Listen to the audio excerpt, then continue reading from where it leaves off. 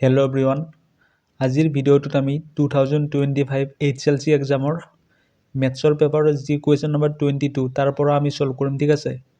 ইয়াৰ আগৰ ভিডিঅ'টোত আমি কুৱেশ্যন নম্বৰ 1 পৰা 21 লৈ সলভ কৰিছিলোঁ গতিকে আজি আমি 22 পৰা সলভ কৰিম ঠিক আছে এতিয়া চাবা কুৱেশ্যন নম্বৰ 22 ত কি কৈছে যদি ত্ৰিভুজ ABC ৰ AB = 6 cm আৰু DE parallel to BC আৰু AE = 1/5 AC তেন্তে AD ৰ দৈৰ্ঘ্য হ'ব চাবা ধৰা হল এইটো এটা ত্ৰিভুজ আমাৰ ঠিক আছে A B C ইয়াত কৈছে যে DE parallel to BC DE parallel to BC তাৰ পিছত কৈছে AE equal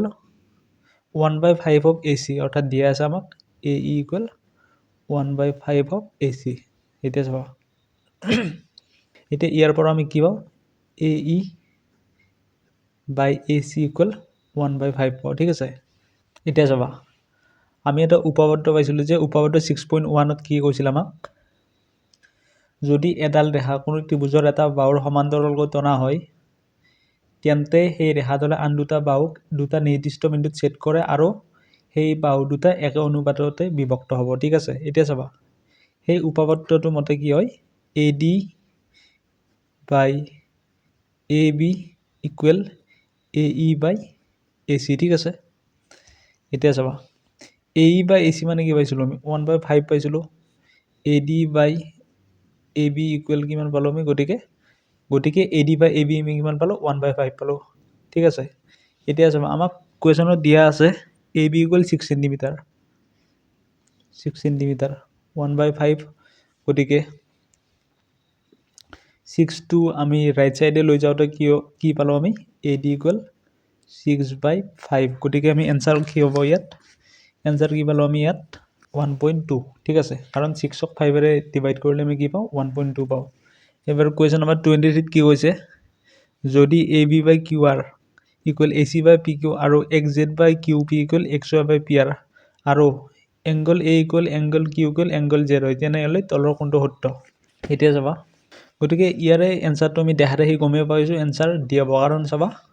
ইয়াত angle A angle Q আৰু angle Z সমান বুলি কৈছে তাৰ পিছত এই angle গিটাৰ আমি সিকোয়েন্সটো যদি চাও ঠিক আছে এই ত্ৰিভুজ ABC ত আমাৰ A টো কি আছে প্ৰথমত আছে তাৰ পিছত QRP টো আমাৰ কি আছে প্ৰথমত আছে আৰু ZYX টো কি আছে আমাৰ প্ৰথমত আছে গতিকে आंसर ডি হ'ব ঠিক আছে তাৰ পিছত কেৰ কোনটো মানৰ বাবে 7 - 2 5 1 আৰু 3 কে বিন্দুকেইটা একৰেখীয় হ'ব যাব ইয়াত আমাক পইণ্ট গিটা কি দি আছে পইণ্ট গিটা দিছে আমাক 7 - 2 5 1 আৰু 3 কে ঠিক আছে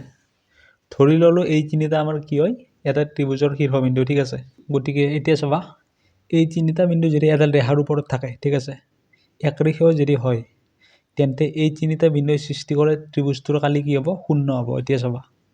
আমি কালি কি পাও হাফ ইনটু x1 মানে কি 7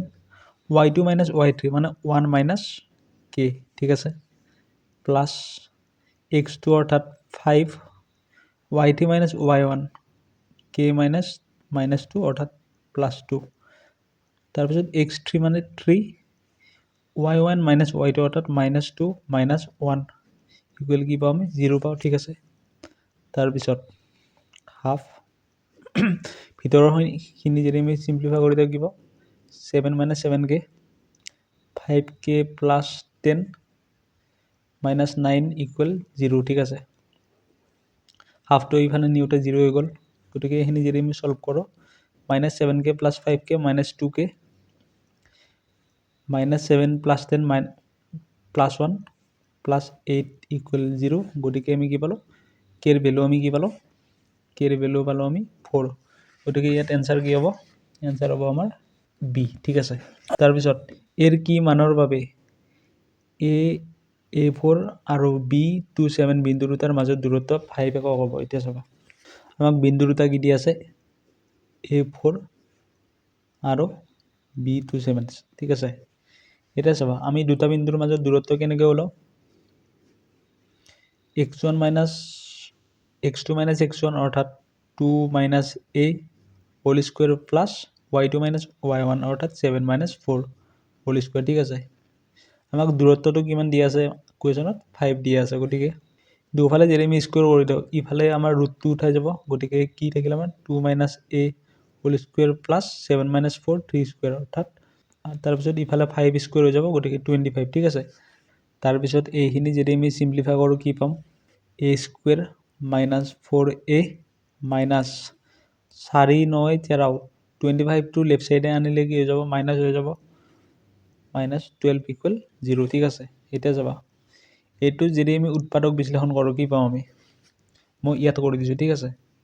a স্কুৱেৰ মাইনাছ আমি কি বনাব লাগে মাজত 4a বনাব লাগে 12ৰ পৰা ঠিক আছে কেনেকৈ কৰিম -6a + 2a - 12 ইকুৱেল 0 ইয়াৰ পৰা a এটা কমন ল'লোঁ a - 6 + 2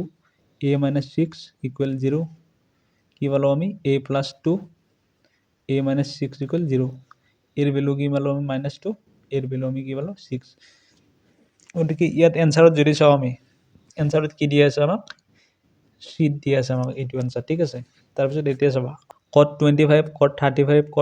cot 45 cot 55 আৰু cot 65 ৰ মান কিমান হ'ব এতিয়া চাবা কুৱেশ্যন নম্বৰ 26 cot 55 ক আমি কি বুলি লিখিব পাৰোঁ 65 বুলি লিখিব পাৰোঁ ঠিক আছে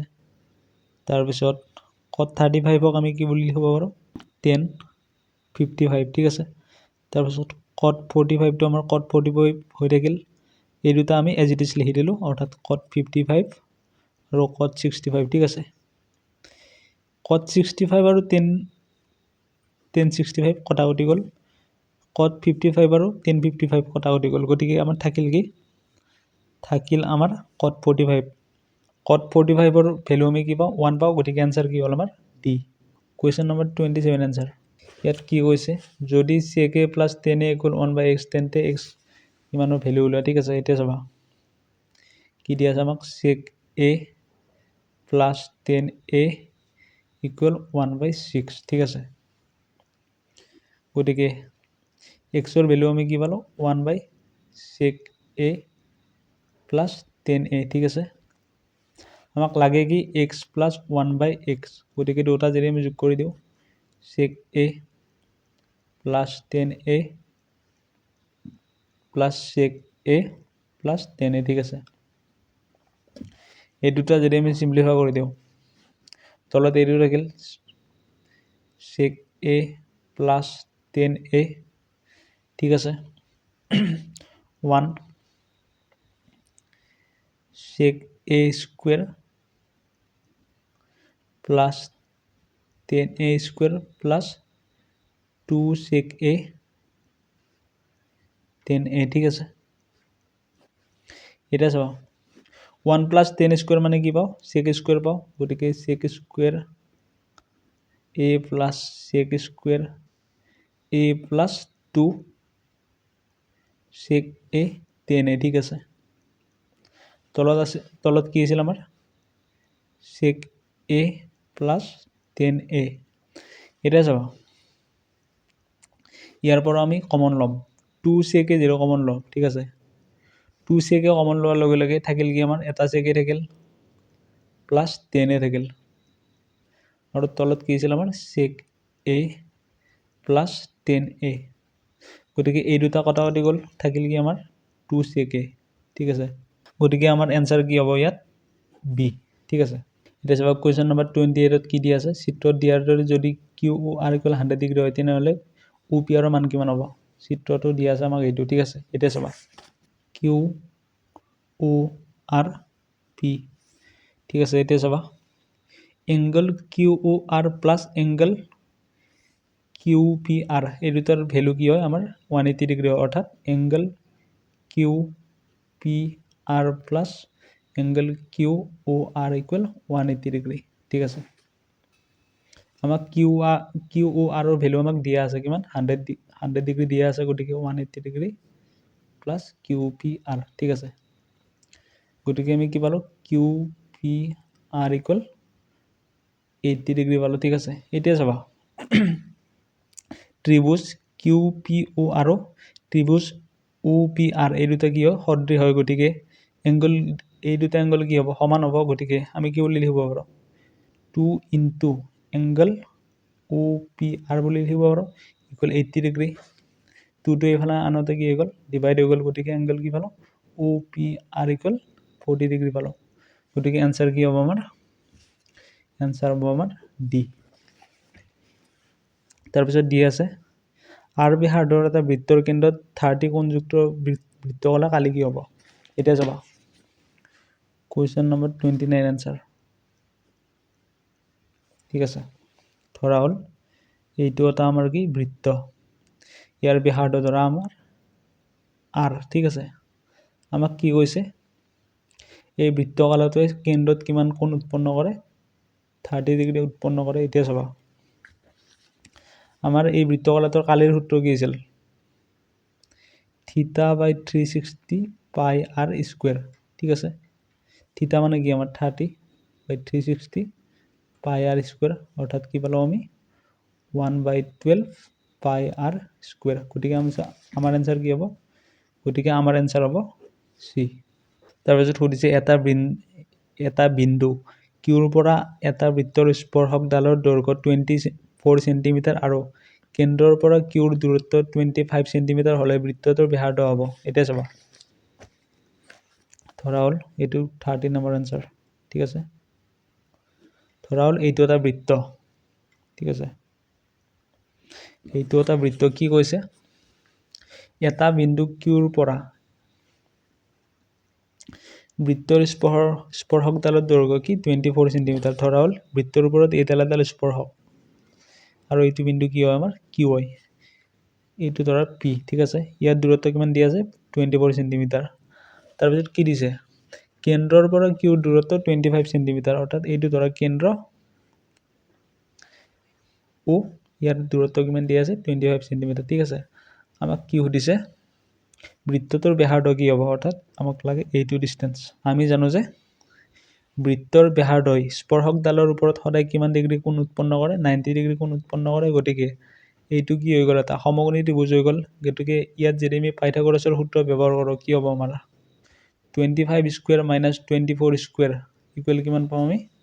625 মাইনাছ 596 ঠিক আছে কিমান পালোঁ আমি 49 পালোঁ গতিকে 49ৰ যদি ৰুট লওঁ কিমান পাম আমি 7 পাম ঠিক আছে গতিকে এনচাৰ কি পালোঁ আমি 7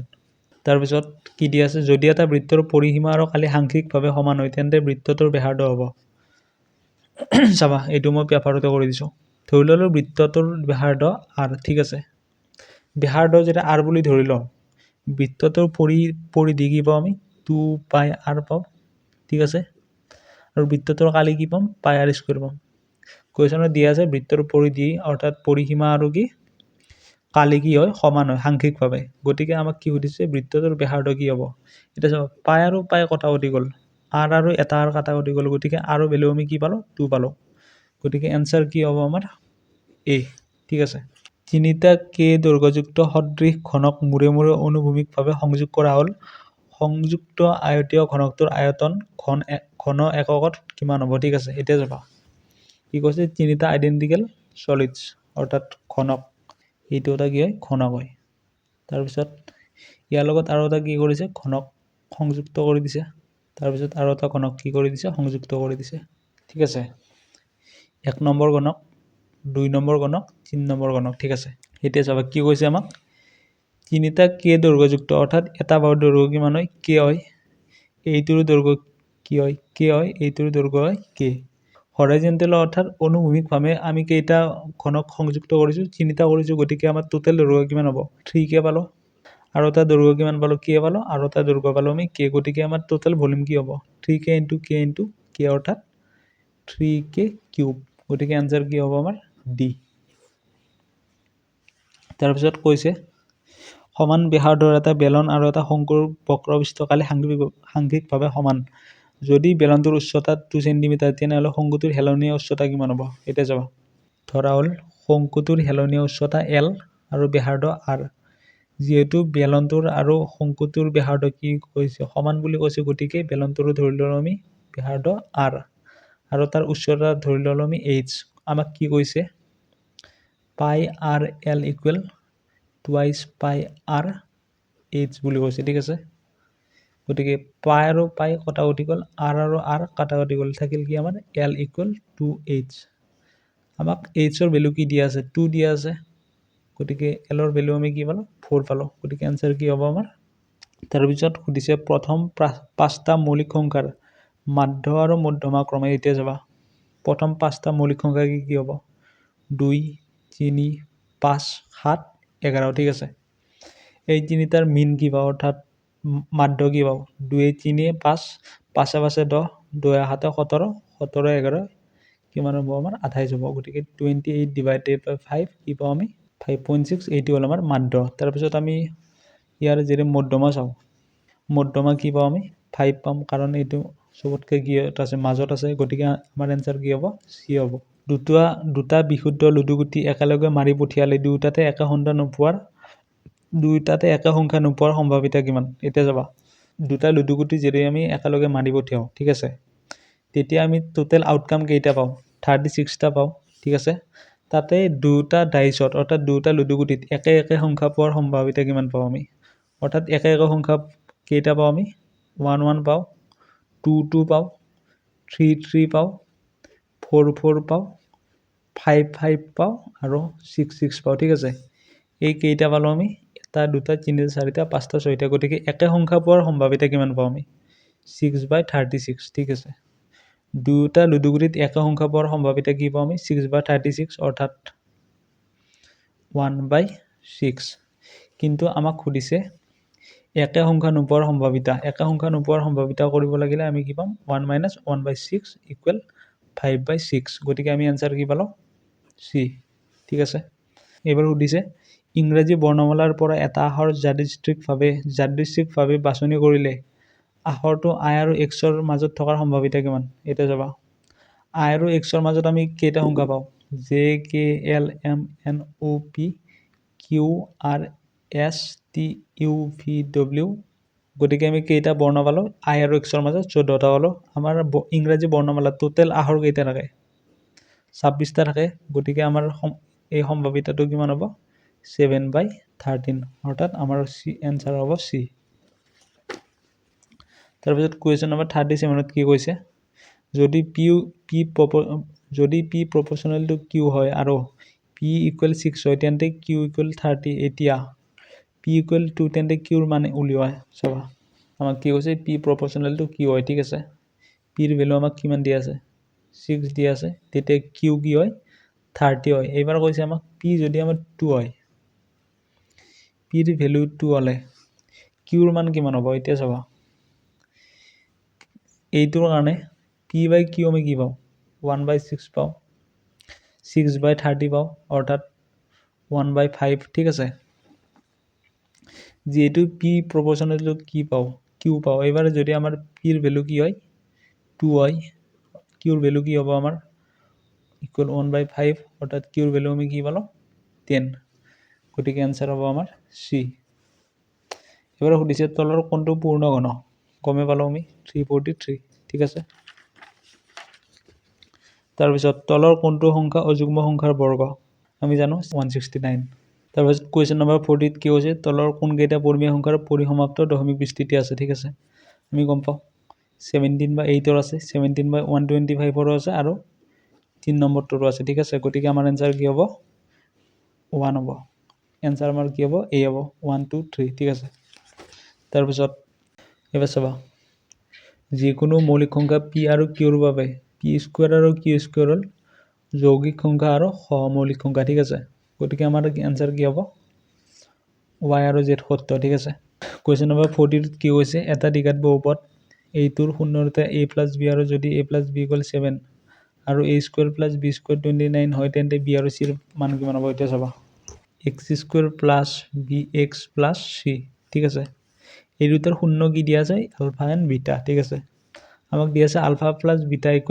7 আমি জানো আলফা + বিটা আমি কি পাওঁ -b/a অৰ্থাৎ a এর ভ্যালু ইয়াত কি হয় 1 গতিকে 7 গতিকে আমি b এর ভ্যালু কিমান পালো আমি -7 পালো ঠিক আছে তাৰপিছত চাবা আমাক দিয়া আছে আলফা² + বিটা² = 29 ঠিক আছে আলফা² + বিটা² আমি কি বুলি হ'ব alpha + beta whole square -2 alpha beta = 29 alpha plus beta আমাক দিয়া আছিল 7 গতিকে 7 স্কুৱেৰ মানে 49 ইকুৱেল 2 আলফা বিটা ইকুৱেল 29 ঠিক আছে ইয়াৰ পৰা পালোঁ আমি 2 আলফা বিটা ইকুৱেল -20 গতিকে আলফা বিটা আমি কি পাওঁ c/a অৰ্থাৎ c/1 -2 ঠিক আছে -20 ইয়াৰ পৰা আমি c ৰ ভ্যালু কি পালোঁ ইয়াৰ পৰা আমি c ৰ ভ্যালু পালোঁ 10 গতিকে এনসাৰ কি হ'ল আমাৰ বি তাৰপিছত কুৱেশ্যন নম্বৰ 43 চাবা যদি এটা বহুপদ px = ax³ + bx² + cx + d ৰ মান x = 0 ৰ বাবে 10 আৰু x = 1 ৰ বাবে 15 হয় তেন্তে a + b + c ৰ মান কিমান হ'ব ঠিক আছে এটা চাবা px আমাক কিমান দিয়া আছে ax³ + bx² + cx + d x ৰ ভ্যালু 0 ৰ বাবে আমাৰ px ৰ ভ্যালু কি হয় 10 হয় গতিকে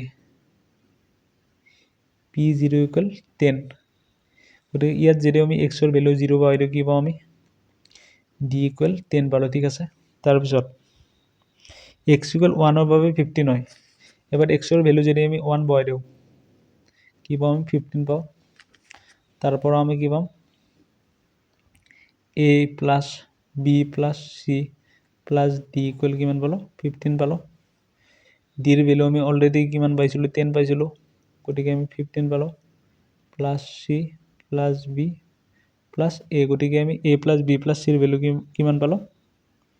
5 পালোঁ গতিকে এনসাৰ কি হ'ব আমাৰ c ঠিক আছে এটা জবাব কুৱেশ্যন নম্বৰ 45 4xy - y - 8 = 0 আৰু 2x - 3y + 6 = 0 সমীকৰণৰ লেখ দুটাই x অক্ষৰ সৈতে উৎপন্ন কৰা ত্ৰিভুজটোৰ শীৰ্ষবিন্দুবোৰ হৈছে এতিয়া চাবা কুৱেশ্যন নম্বৰ 42 আনসাৰ 44 আনসাৰ ঠিক আছে কুৱেশ্যন নম্বৰ 44 ত আমাক দিয়া আছে সমীকৰণ দুটা -y -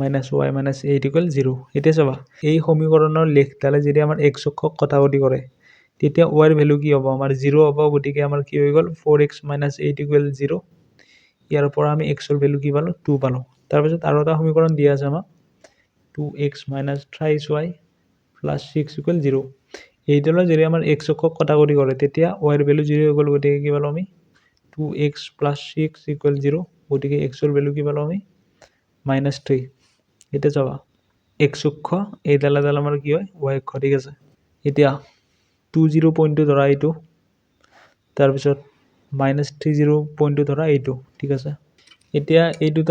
এই দুটা বিন্দু আমাৰ কোনটো অপচনত আছে আমি চেক কৰিম ঠিক আছে -30 20 গতিকে এইটো হ'ব আমাৰ এনসাৰ ঠিক আছে আমি আৰু বেলেগ অপচনত চেক কৰি থকাৰ দৰকাৰ নাই কাৰণ আমি ডাইৰেক্টলি দেখা পালোঁ যে -30 আৰু 20 বিন্দুটো এইটো অপচনতে আছে গতিকে আমাৰ এনসাৰ হ'ব বি তাৰপিছত যদি x = 2 y = 3 আৰু px + 2y - 10p = 0 ৰেখা দুটাই এটা বিন্দুত মিলিত হয় তেন্তে p ৰ মান কিমান হ'ব আমাক দিয়া আছে px + 2y - 10p = 0 আৰু এটা দিয়া আছে x = 2 y = 3 কৈছে যে এই তিনিটা সমীকৰণৰ লেখ তিনিডালে এটা বিন্দুত কি কৰে কটাকটি কৰে অৰ্থাৎ মিলিত হয় গতিকে ইয়াত যদি আমি x ৰ ভ্যালু পুট কৰি দিওঁ y ৰ ভ্যালু 0 পুট কৰি দিওঁ আমি p ৰ ভ্যালুটো পাই যাম গতিকে p * 2 + 2 * 3 - 10p = 0 ইয়াৰ পৰা কি পালোঁ 2p + 6 - 10p = 0 গতিকে কি পালোঁ আমি 6 = 8p p ৰ ভ্যালু আমি কি পালোঁ 6/8 ঠিক আছে এইটো কটাকটি কৰি আমি কি পাম 3/4 গতিকে আমি এনসাৰ পালোঁ ডি থেংক ইউ